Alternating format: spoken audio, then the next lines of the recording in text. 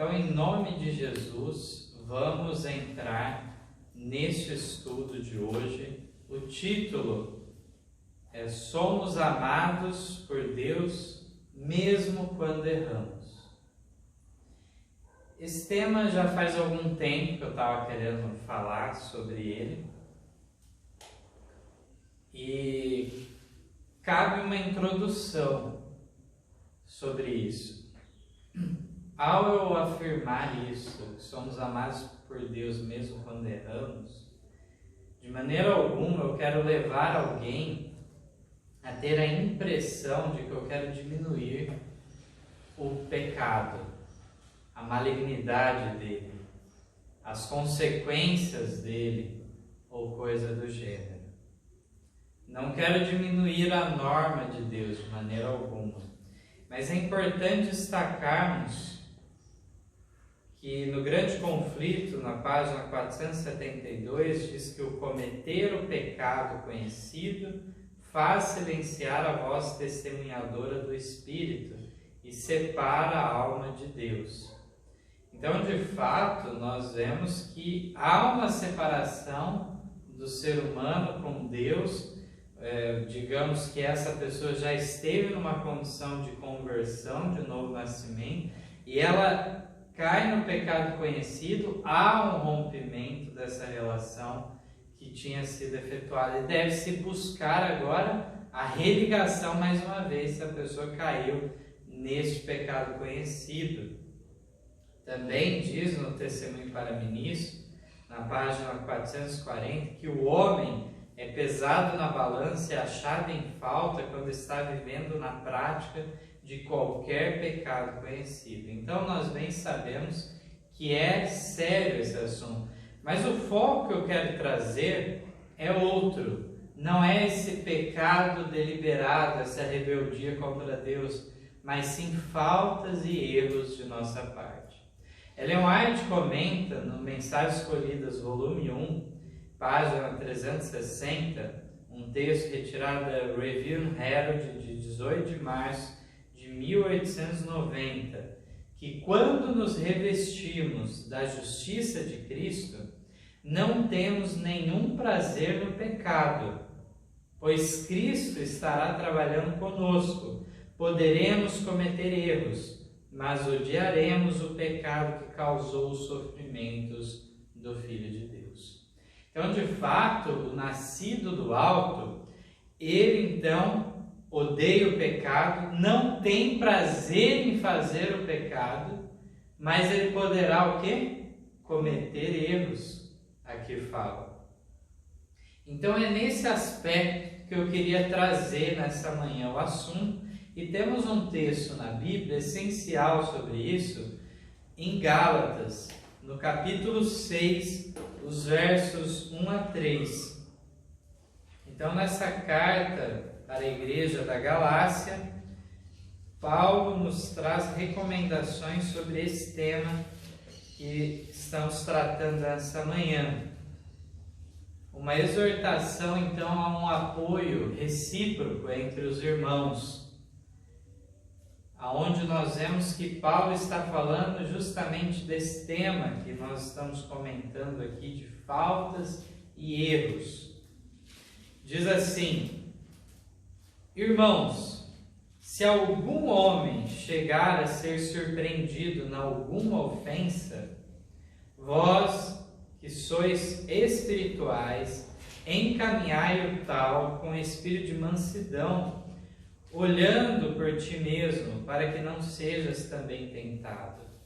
Levai as cargas uns dos outros, e assim cumprireis a lei de Cristo. Porque se alguém cuida ser alguma coisa, não sendo nada, engana-se a si mesmo. Então aqui vemos essa importância do apoio entre os irmãos, principalmente no momento em que o irmão comete um erro, comete uma falta. Mas aqui é interessante que Paulo usa um termo, ele é surpreendido. Ele não maquinou, deliberou fazer aquele mal, mas ele de fato foi surpreendido em alguma ofensa. E aí deve haver uma repreensão, eventualmente, num espírito de mansidão. Se colocando no lugar da pessoa, inclusive, aqui fala, olhando para ti mesmo, para que não sejas também tentado na mesma coisa, ou em outra coisa, de repente, pior do que aquilo que o irmão cometeu. Devemos nos colocar no lugar do outro, levando então as cargas um dos outros. Assim estaremos cumprindo as recomendações de Cristo.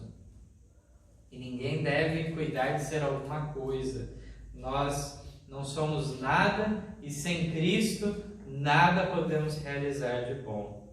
Ellen White comenta esse texto de Gálatas na meditação Nossa Alta Vocação, página 175. Ela diz assim: aí está uma orientação especial para lidar brandamente com os que são surpreendidos em alguma falta. Surpreendido precisa ter sua inteira significação, ser levado ao pecado sem se aperceber, não pretendendo pecar, mas pecando por falta de vigilância e de oração, não discernindo a tentação de Satanás e assim caindo-lhe no laço. É muito diverso daquele que planeja deliberadamente entrar em tentação e planeja um curso de pecado. Medidas mais eficazes são necessárias para contrapor-se ao pecado premeditado, mas o apóstolo dirige o tratamento a ser dado aos que são vencidos ou surpreendidos pela tentação. Corrigi-lo no espírito de brandura, guardando-se a si mesmo, para não ser também tentado. Fé e reprovações serão necessárias, e bondoso conselho e súplicas de Deus para levá-los a ver seu perigo e pecado.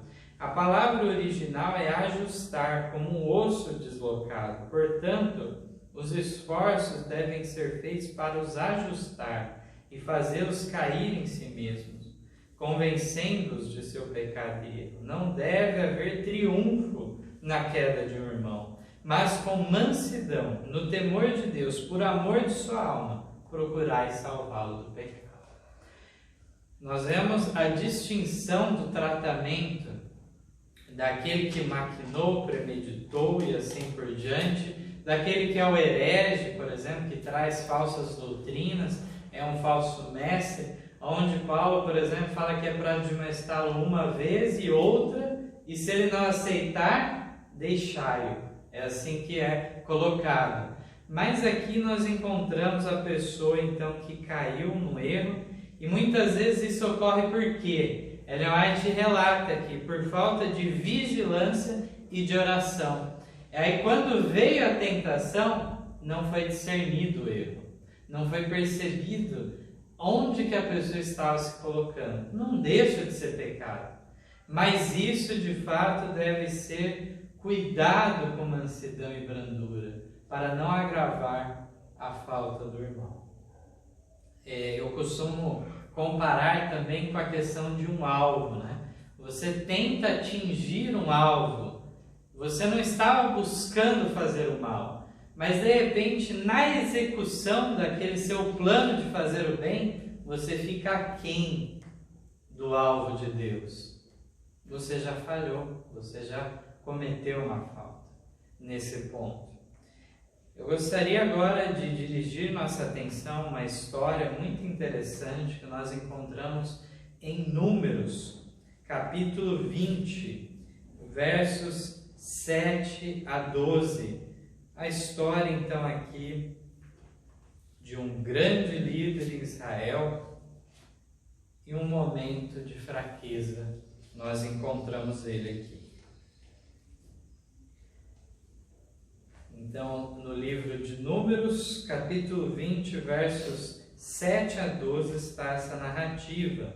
Diz assim: E o Senhor falou a Moisés, dizendo: Toma a vara e ajunta a congregação, tu e Arão, teu irmão, e falai a rocha perante seus olhos, e dará a sua água. Assim lhes tirarás água da rocha, e darás a beber à congregação e aos seus animais.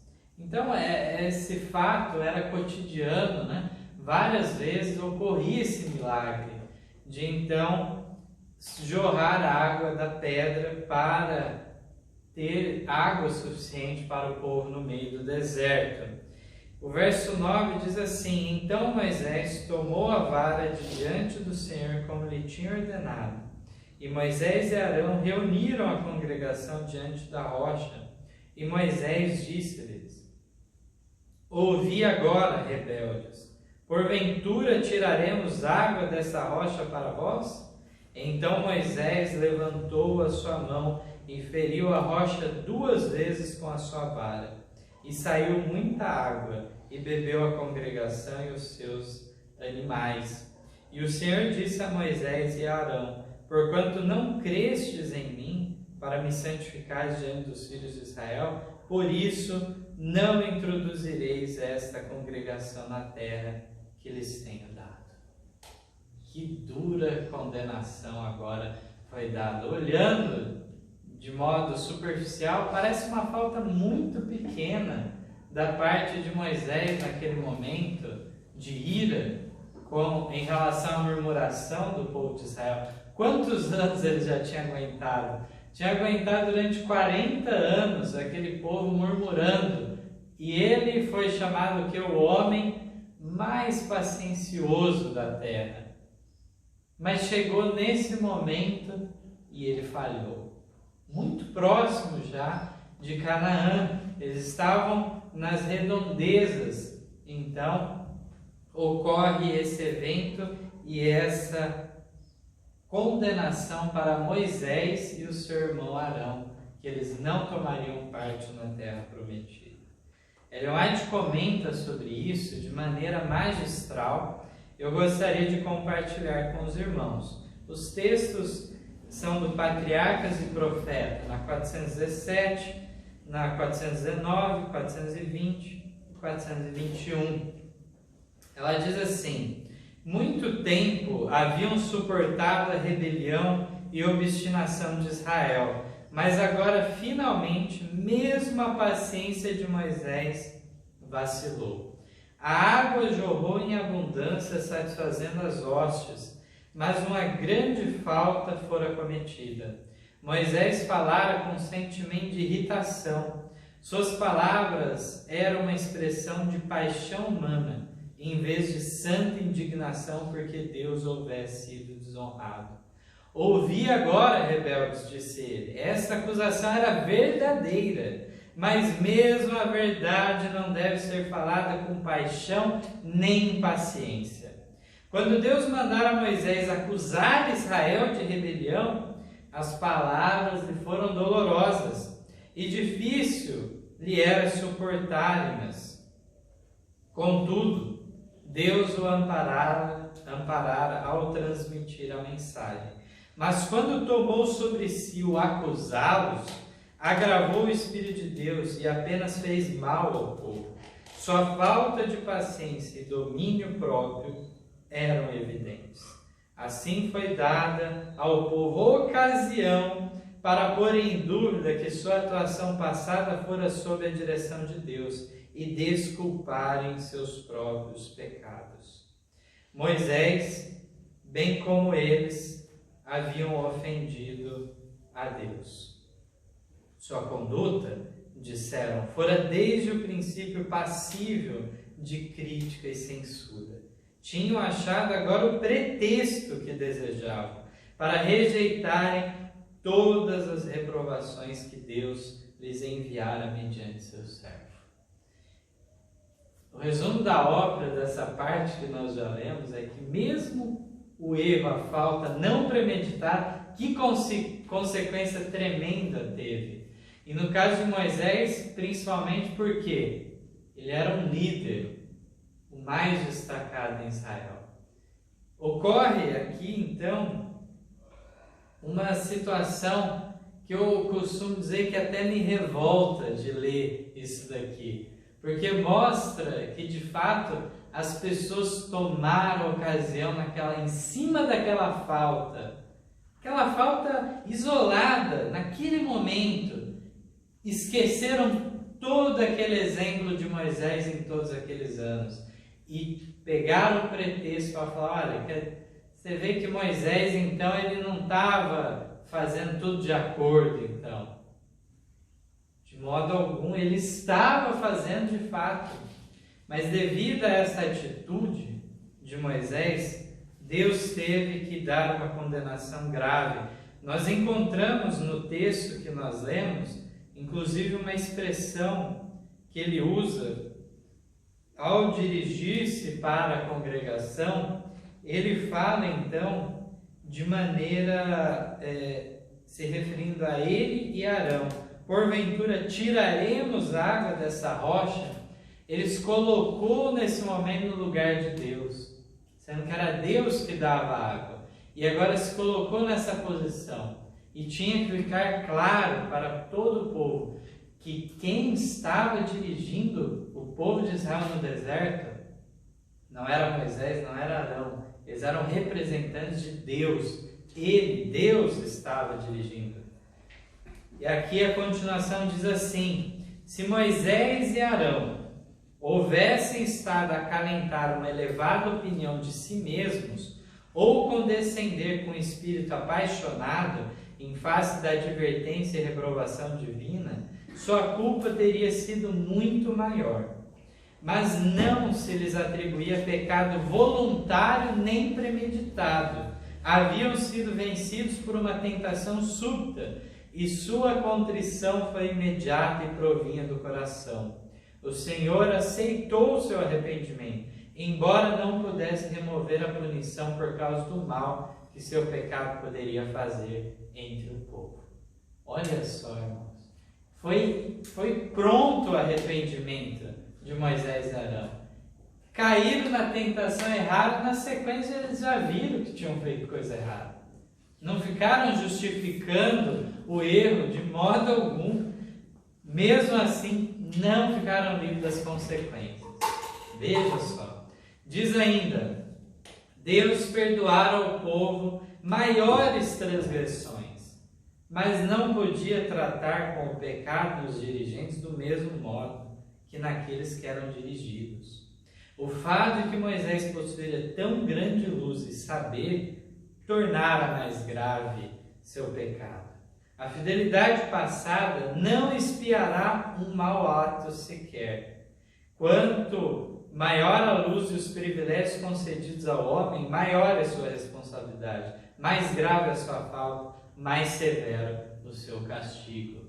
Então aqui encontramos mais uma vez o fato de que uma vida toda de fidelidade não resolve, se agora, de repente, no presente, a pessoa cai em erro. Igual a fidelidade de Elias, né? Quando os 30 que foram lá, né? Falaram com 50, né? Falaram para ele: filho do homem, filho de Deus, desça. Falou assim: se eu sou filho de Deus, né? Que desça fogo do céu, né? Quer dizer, ele nunca colocava ele, né? Entendeu? Quer dizer, Sim. Se eu sou, que desça fogo do céu, né? Então Deus ordenar o fogo descer, né? Então Moisés já tomou por si próprio, né? Isso. Foi um grave erro. Esse particular foi o ponto mais grave aí, né? Na continuação, nós temos aqui o espírito de exaltação própria, a disposição para censurar os irmãos, são desagradáveis a Deus. Os que condescendem com a prática destes males lançam dúvidas sobre a obra de Deus e dão aos céticos uma desculpa para a sua incredulidade. Não é uma razão de fato real, mas eles usam de ocasião de desculpa para então endurecerem o coração contra a verdade. Diz ainda: Deus fez amplas provisões para seu povo, e se depositarem confiança em sua força, jamais se tornarão o joguete das circunstâncias. A tentação mais forte não pode desculpar o pecado. Por mais que seja a pressão exercida sobre a alma, a transgressão é o nosso próprio ato. Não está no poder da terra nem do inferno compelir alguém a fazer o mal. Satanás ataca-nos em nossos pontos fracos, mas não é o caso de sermos vencidos. Por mais severo e inesperado que seja o ataque, Deus nos proveu auxílio e em sua força podemos vencer. Então, de fato, se quisermos prosseguir sem falhas, sem erros, temos auxílio, provisão divina suficiente para subsistir em todo o tempo. Aqui diz que no final das contas, por mais que seja forte a tentação que sobrevenha e tudo mais, as circunstâncias, mas se nós depositarmos nossa fé, nossa confiança em Deus, nós não vamos ser joguetes das circunstâncias que se apresentam diante de nós, mas de fato nós vamos exercer a nossa vontade em favor do bem.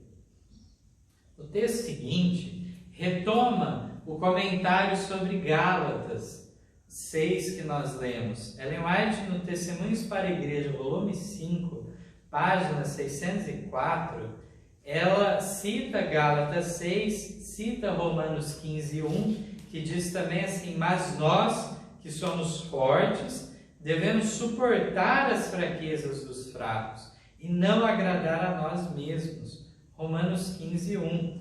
E ela comenta: quão pouco, porém, os discípulos professos revelam desse amor compassivo de Cristo. Quando alguém comete uma falta, outros, não raro, tomam a liberdade de agravar tanto quanto possível o caso. Indivíduos que provavelmente cometem faltas da mesma gravidade, embora de natureza diversa, diferente, ousam tratar seu irmão com cruel severidade. Faltas que foram cometidas por ignorância, inadvertência ou fraqueza são transformadas em pecados propositais e premeditados.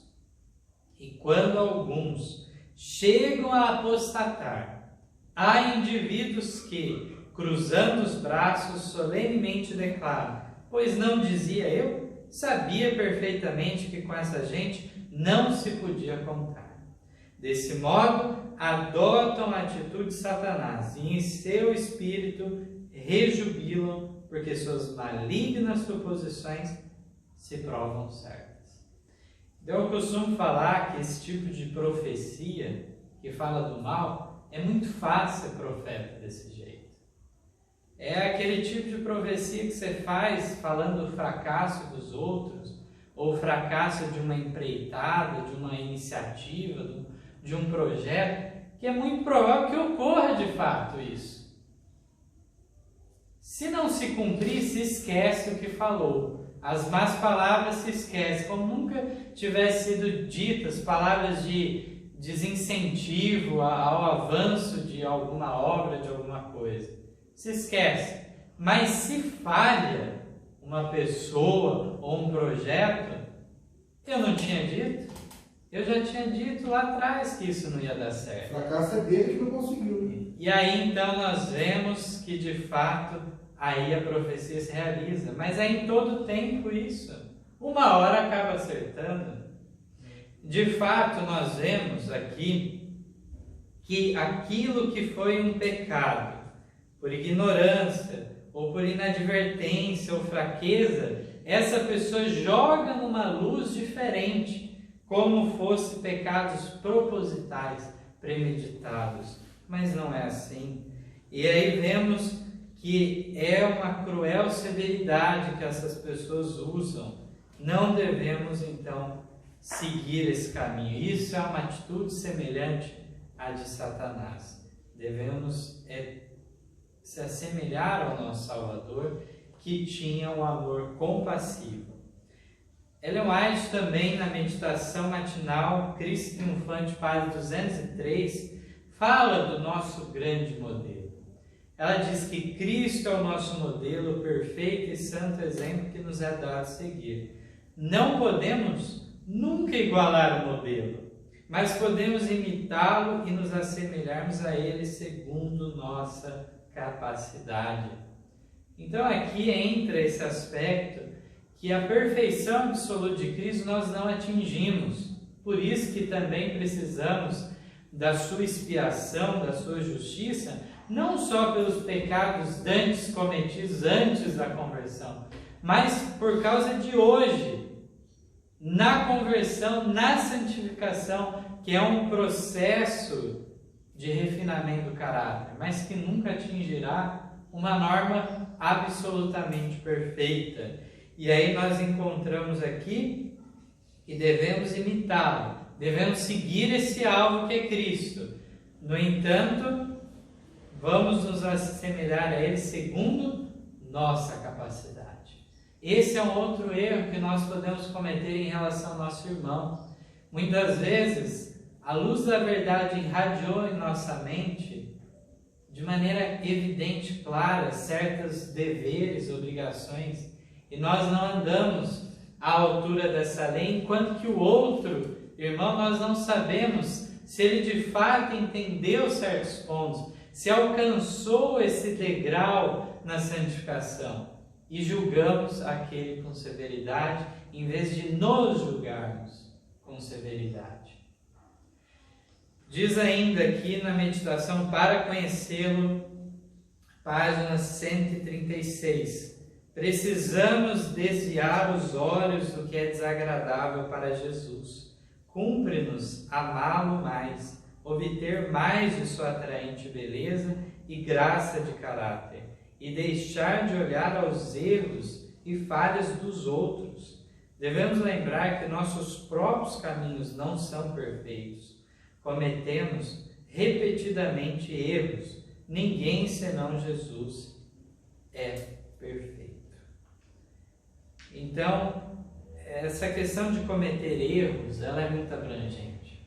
Aqui não vale a pena citar tantos exemplos, mas muitas vezes nós focamos, no aspecto da lei, de dizer o que nós não podemos fazer.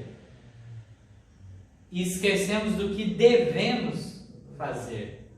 Existe o aspecto negativo e o aspecto positivo. Não basta não fazer o mal, é necessário fazermos o bem também. Então isso é algo muito sério de nós analisarmos.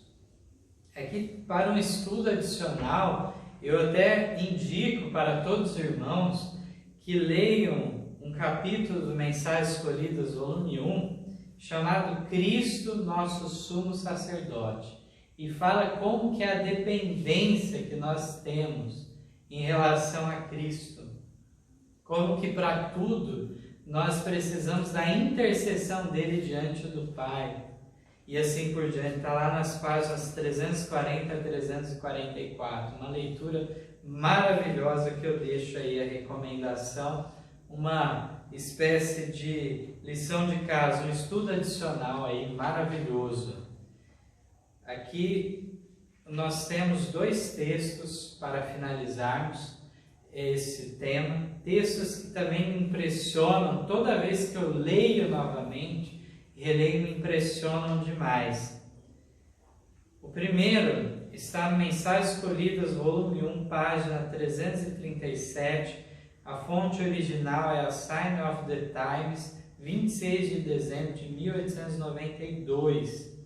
Diz assim: devemos crescer diariamente em amabilidade espiritual. Havemos de falhar muitas vezes em nossos esforços por copiar o modelo divino. Ou seja, a pessoa vai falhar, mas ela está tentando se assemelhar ao seu modelo divino. Muitas vezes havemos de prostrar-nos em pranto aos pés de Jesus, por motivo de nossas faltas e erros. Mas não nos devemos desanimar. Cumpre orar mais fervorosamente, crer mais plenamente e de novo tentar, com mais constância, crescer na semelhança de nosso Senhor.